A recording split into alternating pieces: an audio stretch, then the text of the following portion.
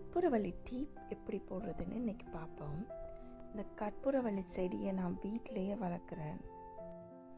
கற்பூரவள்ளி செடியில் நிறைய மருத்துவ குணங்கள் இருக்குது. சளி இருமலுக்கெல்லாம் ரொம்ப நல்லது. இன்றைக்கி நான் கொஞ்சம் இலையை டீ போடுறதுக்காக எடுத்துருக்கிறேன். இந்த இலையை நீங்கள் தேனில் தொட்டு சாப்பிட்டா நெஞ்சு சளியும் இருமல் தொண்டையில் உள்ள கரகரப்பெல்லாம் குணமாகும். இந்த டீயை வின்டர் டைமில் குடித்தா தொண்டைக்கு நல்ல இதமாக இருக்கும். இதுக்கு 2 ஏலக்காயை எடுத்துட்டு அதோடு சேர்த்து மிளகையும் நான் இடிக்க போகிறேன்.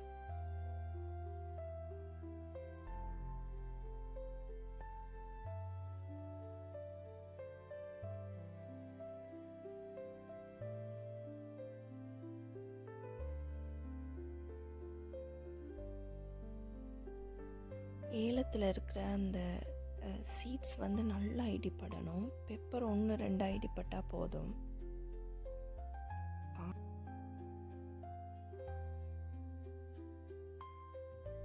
இப்போ இடிச்சிட்டேன்னா இதில் பாருங்கள், கொஞ்சம் நல்லா இடிப்பட்டுருக்கு. சீட்ஸ் எல்லாம் நல்லா இடிச்சிட்டேன்னா பெப்பர் மட்டும் 1-2 இருக்குது.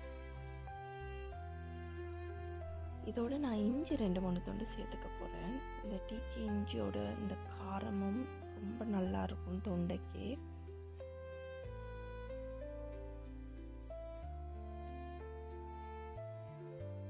எல்லாத்தையும் நல்லா இடிக்கணும்.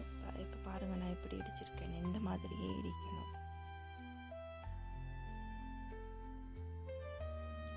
மில்கை நான் ஆல்ரெடி ஊற்றிட்டேன். ஒரு ஆளுக்கு டீ போடுற மாதிரி இந்த கப்பில் அரைவாசி மில்க்கும் அரைவாசி தண்ணியும் விட்டால் போதும்.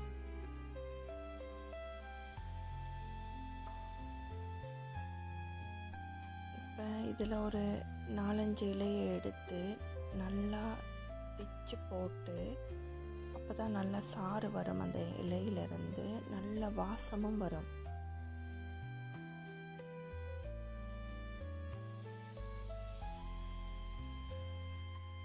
இதோட இடித்த இஞ்சி, மிளகு, ஏலக்காயை போட்டு அடுப்பை ஆன் பண்ணி கொதிக்க விட போகிறேன்.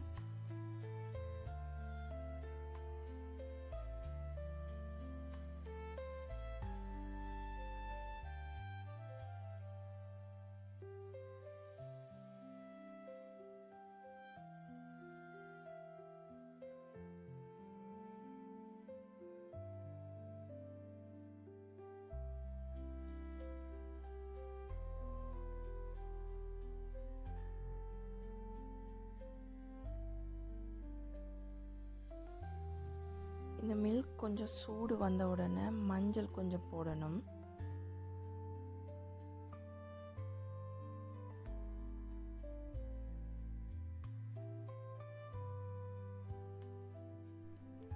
அதோடையே டீ தூளையும் போட போகிறேன்.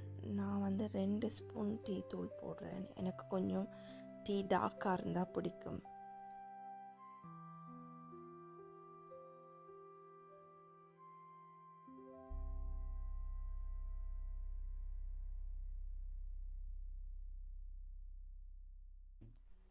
இப்போ இந்த டீயை நல்லா கொதிக்க விடணும். நல்லா கொதிக்க விட்டால் தான் இந்த டீயோட சாயமெல்லாம் இறங்கி நல்ல டேஸ்ட்டாக இருக்கும் டீ.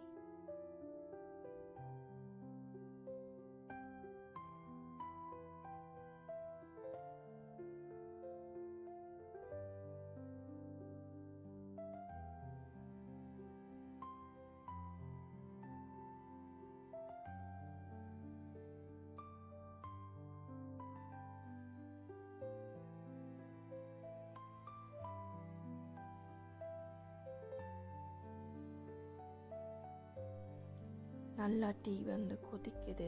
இந்த டைமில் நீங்கள் சுகர் போடுறவங்களா இருந்தால் ஒயிட் சுகர், வெல்லம், சர்க்கரை இல்லாட்டி ரிஃபைன் சுகர், எந்த சுகர்னாலும் யூஸ் பண்ணலாம். நான் சுகர் எடுத்துக்க மாட்டேன், அதனால் சுகர் இல்லாமலே இந்த டீயை போட போகிறேன்.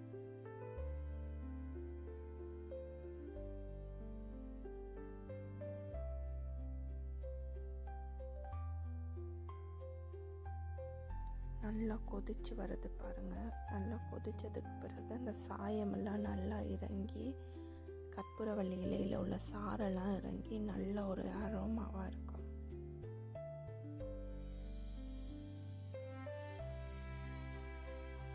டீ நல்லா கொதிச்சு டீ ரெடி ஆகிட்டு இப்போ நான் வடிகட்ட போகிறேன். துணியில் செஞ்ச ஒரு வடி வச்சுருக்கிறேன். இதில் தூளெல்லாம் நல்லா வடிகட்டி வந்துடும்.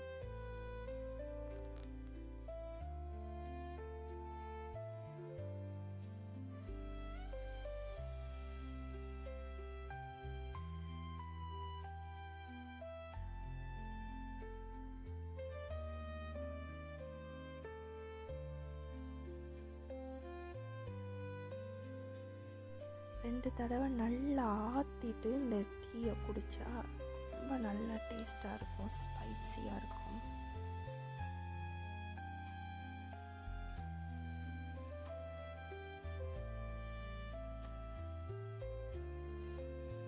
இருமல் சளிக்கு ரொம்ப நல்லது. நீங்களும் ட்ரை பண்ணி பார்த்துட்டு எப்படி இருக்குன்னு சொல்லுங்கள்.